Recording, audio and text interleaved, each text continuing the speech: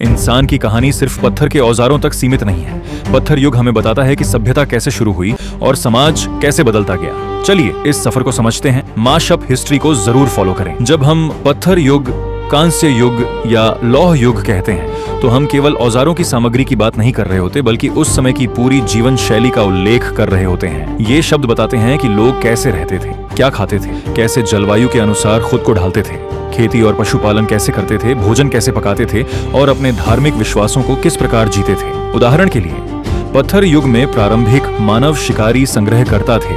बाद में नवपाषाण काल में खेती शुरू हुई और स्थायी बस्तियां बनी।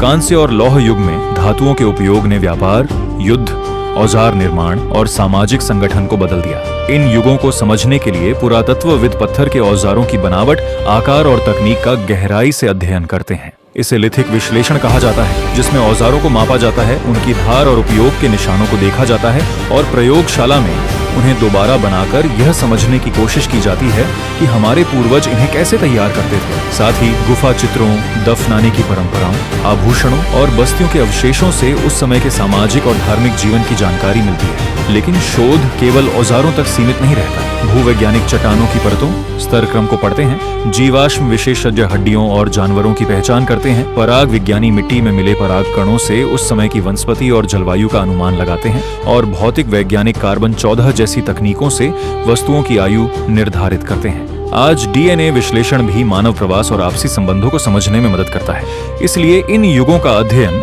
वास्तव में उस पूरे समाज को समझने का प्रयास है जिसने इन औजारों को बनाया और उपयोग किया। फिर भी इस अवधारणा की सीमाएं हैं। इन युगों की तिथि सीमा हर क्षेत्र में अलग रही है और कुछ संस्कृतियां धातु गलाने की तकनीक तक कभी नहीं पहुंची, फिर भी वे विकसित समाज थीं। यूरोपीय उपनिवेशवाद तक कई समुदाय पत्थर के औजारों का उपयोग करते रहे। आज किसी जीवित जनजाति को पत्थर युग का इंसान कहना गलत और अपमानजनक माना जाता है, क्योंकि तकनीक के आधार पर किसी समाज को आदिम कहना उचित नहीं है। वे भी आधुनिक मानव हैं, बस उनकी जीवन शैली और तकनीक अलग है।